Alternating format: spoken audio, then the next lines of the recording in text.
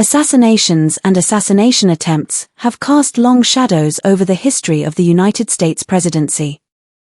Zachary Taylor, July 9, 1850, death by illness, rumors of poisoning. On July 9, 1850, President Zachary Taylor passed away from what was diagnosed as cholera morbus, following a bout of illness that began after a 4th of July celebration. The official cause of death was reported as a sudden illness, which was attributed to consuming contaminated food, particularly cherries and milk. However, almost immediately after Taylor's death, rumors began circulating that he might have been poisoned. The suspicions were fueled by Taylor's sudden and unexpected demise, coupled with political tensions of the era. Some speculated that pro-slavery Southerners, discontent with Taylor's stance on the extension of slavery into newly acquired territories, might have been involved in his death. Despite these theories, no conclusive evidence was found to support the poisoning claim.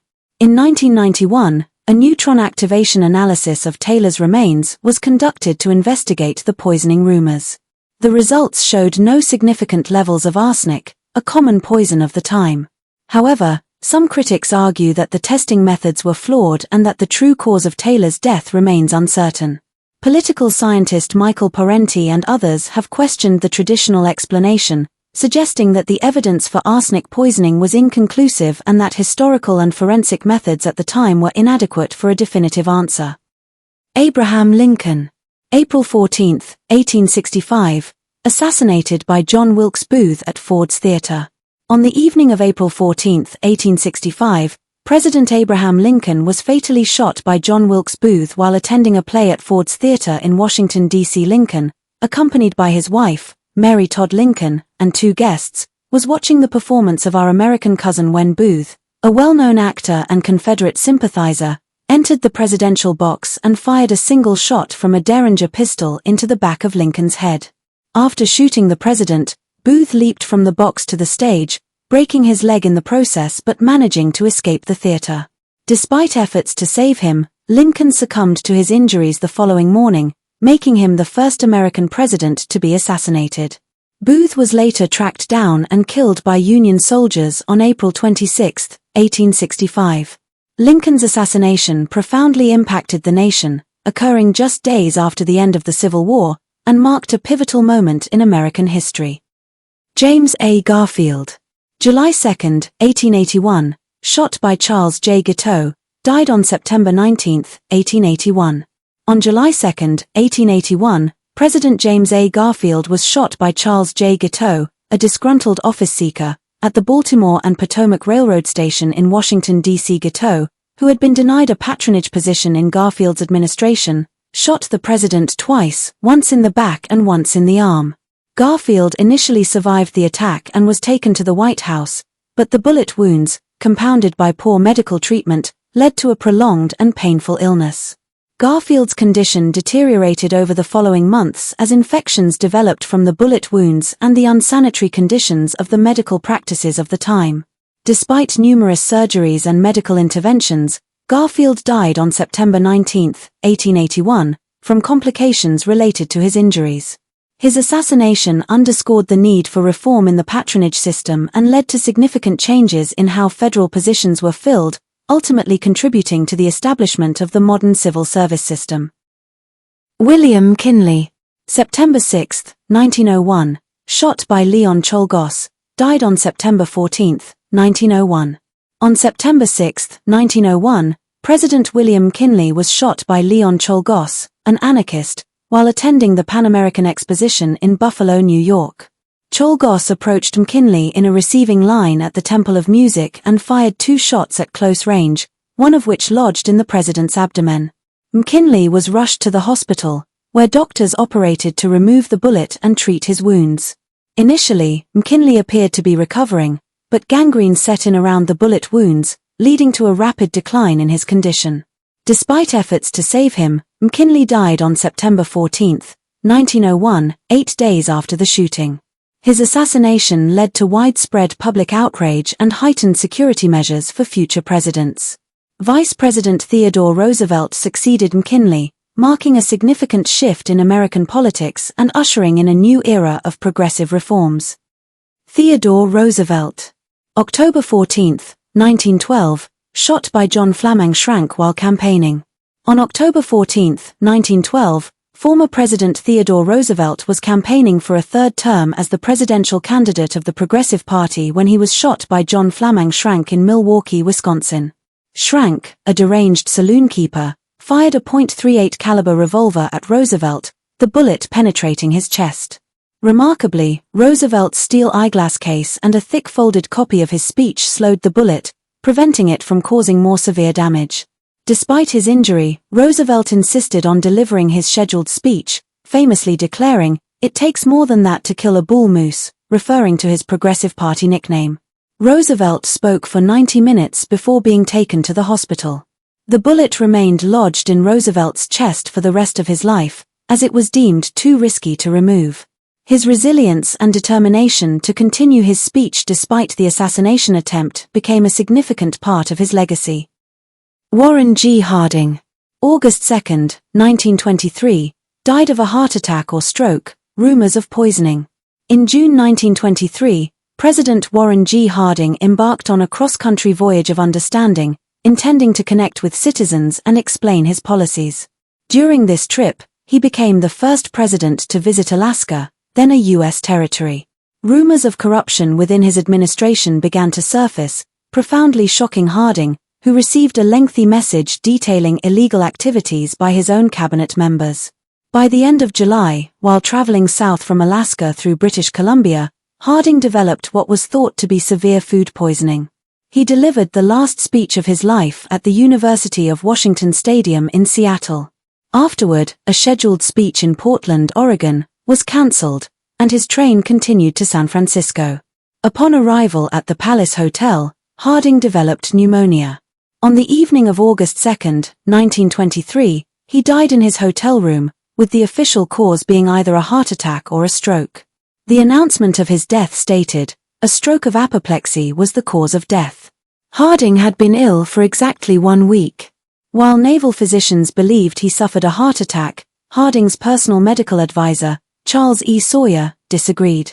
Florence Harding, his wife, refused permission for an autopsy, which led to speculation about a possible plot, perhaps even involving her, as Harding had allegedly been unfaithful. Gaston Means, an amateur historian, suggested in his book The Strange Death of President Harding, 1930, that Harding might have been poisoned, an assertion that remains part of the intrigue surrounding Harding's death. Franklin D. Roosevelt, February 15, 1933, attempted assassination by Giuseppe Zangara. On February 15, 1933, President-elect Franklin D. Roosevelt narrowly escaped an assassination attempt by Giuseppe Zangara.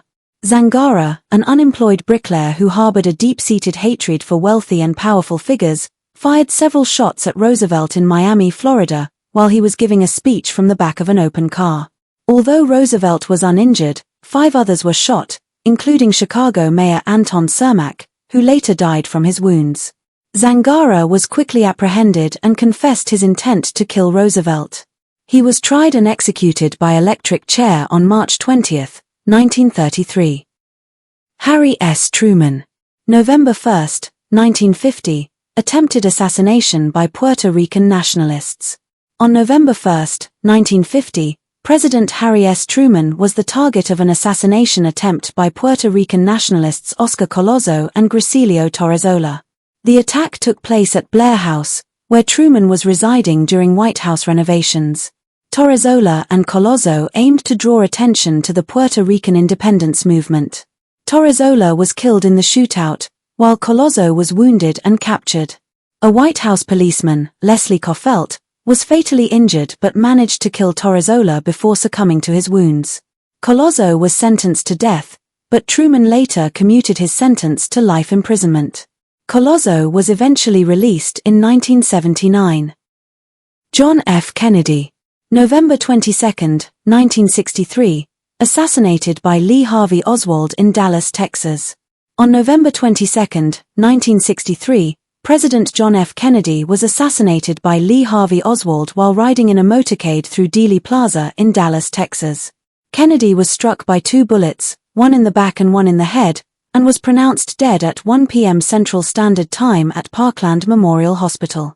The assassination shocked the nation and led to numerous investigations and conspiracy theories regarding Oswald's motives and potential accomplices. Oswald was arrested later that day but was killed 2 days later by nightclub owner Jack Ruby while in police custody. The Warren Commission concluded that Oswald acted alone, although this finding remains controversial. Lyndon B. Johnson. December 1963, plot discovered, details remain sparse. In December 1963, shortly after Lyndon B. Johnson assumed the presidency following the assassination of John F. Kennedy, a plot against Johnson's life was discovered. The details of this plot remain sparse, with limited information available regarding the individuals involved or the specific plans they had to target the newly inaugurated president. This period was marked by heightened security concerns and a sense of vulnerability within the nation, contributing to the overall atmosphere of uncertainty and tension. Gerald Ford. August 10, 1975, attempted assassination by Lynette Squeaky Fromm. Lynette Squeaky Fromm, a follower of Charles Manson, attempted to assassinate President Gerald Ford on the northern grounds of the California state capitol.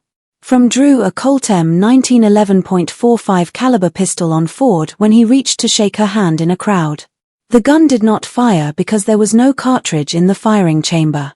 She was quickly restrained by Secret Service agent Larry Bwendorf and sentenced to life in prison, although she was released on August 14, 2009.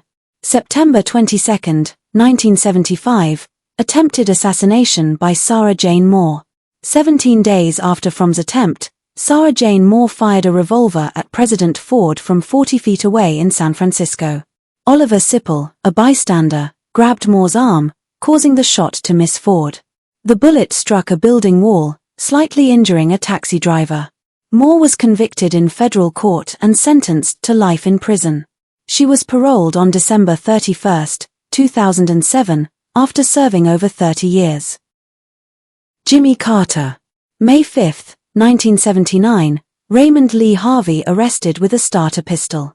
Raymond Lee Harvey, an Ohio-born unemployed American drifter, was arrested by the Secret Service after being found carrying a starter pistol with blank rounds, 10 minutes before President Carter was to give a speech at the Civic Center Mall in Los Angeles. Harvey, who had a history of mental illness, claimed he was part of a four-man operation to assassinate the president.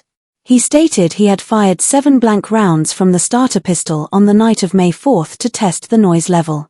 Harvey was jailed on a $50,000 bond, and the charges against him were eventually dismissed due to a lack of evidence. Ronald Reagan. March 30, 1981, shot by John Hinckley Jr. President Ronald Reagan was shot by John Hinckley Jr. outside the Washington Hilton Hotel. Hinckley fired 6 shots, hitting Reagan and 3 others. Reagan was seriously wounded but survived after emergency surgery. The incident led to significant changes in Secret Service procedures and gun control laws. George H. W. Bush. April 13, 1993, plot involving a car bomb in Kuwait. Kuwaiti authorities and an FBI investigation revealed that 14 men, believed to be working for Saddam Hussein, smuggled bombs into Kuwait with the intent to assassinate former President George H. W. Bush. The plot was foiled during Bush's visit to Kuwait University, 3 months after he had left office. The alleged assassination attempt led to a cruise missile attack on an Iraqi intelligence building by then-President Bill Clinton. Bill Clinton. January 21, 1994, plot by Ronald Gene Barber. Ronald Gene Barber, a retired military officer and freelance writer, plotted to kill Clinton while the president was jogging. Barber returned to Florida a week later without having fired the shots at the president, who was on a state visit to Russia. Barber was sentenced to 5 years in prison and was released in 1998. October 29, 1994, Francisco Martin Duran fires at the White House. Francisco Martin Duran fired at least 29 shots with a 7.62 by 39 mm Type 56 semi-automatic rifle at the White House from a fence overlooking the North Lawn, thinking that Clinton was among the men in dark suits standing there. Clinton was inside. 3 tourists, Harry Rakoski, Ken Davis, and Robert Haynes, tackled Duran before he could injure anyone.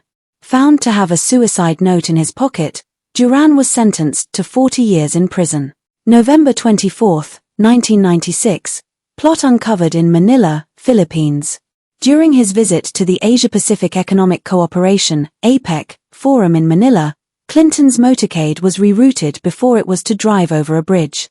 Secret Service officers had intercepted a message suggesting that an attack was imminent, and Louis Maletti, the director of the Secret Service, ordered the motorcade to be rerouted. An intelligence team later discovered a bomb under the bridge. Subsequent U.S. investigation revealed that the plot was masterminded by a Saudi terrorist living in Afghanistan named Osama bin Laden. October 2018, pipe bomb sent to the Clintons. A package containing a pipe bomb addressed to Hillary Clinton and sent to their home in Chappaqua, New York, was intercepted by the Secret Service. It was one of several mailed to other Democratic leaders in the same week, including former President Barack Obama. Bill Clinton was at the Chappaqua home when the package was intercepted, while Hillary was in Florida campaigning for Democrats in the 2018 midterm elections. Fingerprint DNA revealed that the package was sent by Florida resident Cesar Sayoc, who was captured 2 days after the package was intercepted. Prosecutors sought a life sentence for Sayoc, but the judge instead sentenced him to 20 years. George W. Bush. May 10, 2005, grenade attack by Vladimir Arutyunian in Georgia. During a public speech given by President George W. Bush in Tbilisi, Georgia, Vladimir Arutyunian threw a live grenade toward the podium where Bush was standing. The grenade failed to explode because it was wrapped in a handkerchief that prevented the pin from releasing. Arutyunian was later apprehended, convicted, and sentenced to life in prison. May 24, 2022, plot involving Shahab Ahmed Shahab. The FBI uncovered a plot to assassinate George W. Bush involving Shahab Ahmed Shahab, an Iraqi national living in the U.S. Shahab allegedly planned to smuggle operatives into the country to kill Bush in retaliation for the Iraq War. The plot was disrupted by federal authorities, and Shahab was arrested and charged with immigration offenses and aiding and abetting the attempted assassination of a former U.S. official. Barack Obama. December 2008, plot by Cody Ray Brittingham. Marine Cody Ray Brittingham was arrested in North Carolina for planning to assassinate President Obama. He was caught with a detailed plan and a list of weapons he intended to use. April 2009, plot discovered in Istanbul. A plot to assassinate President Obama during his visit to Turkey was uncovered by Turkish authorities. The plot involved several individuals who were arrested before they could carry out their plan. November 2011, Oscar Ramiro Ortega Hernandez fires at the White House. Oscar Ramiro Ortega Hernandez fired multiple shots at the White House from an assault rifle. The bullets struck the building but did not harm anyone. Ortega Hernandez was later arrested and sentenced to 25 years in prison. 2011 to 2012, Fear Group plot. Members of the militia group Fear, Forever Enduring Always Ready, plotted to assassinate President Obama and overthrow the government. The plot was foiled by authorities, and the group members were arrested and convicted. October 2012, threat by Mitchell Cusick. Mitchell Cusick was arrested for threatening to kill President Obama. He told his therapist about his plan, who then alerted the authorities. Cusick was found with a rifle and ammunition in his possession. April 2013, ricin letter sent to Obama. A letter laced with the deadly poison ricin was sent to President Obama. The letter was intercepted by the Secret Service, and the sender, James Everett Dutschke, was arrested and sentenced to 25 years in prison. June 2013, plot involving a homemade radiation gun. Glendon Scott Crawford and Eric J. Fate were arrested for plotting to build and use a homemade radiation gun to assassinate President Obama. They intended to use the device to emit lethal doses of radiation. Both were convicted and sentenced to prison. October 2018, pipe bomb sent to Obama. A pipe bomb was mailed to President Obama by Cesar Sayoc. The bomb was intercepted, and Sayoc was arrested and sentenced to 20 years in prison. Donald Trump. September 6, 2017, attempted assassination by Gregory Lee Linegang. Gregory Lee Linegang attempted to assassinate President Trump by stealing a forklift and intending to ram it into the presidential motorcade in North Dakota.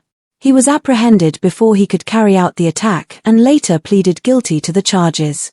November 2017, plot foiled in the Philippines.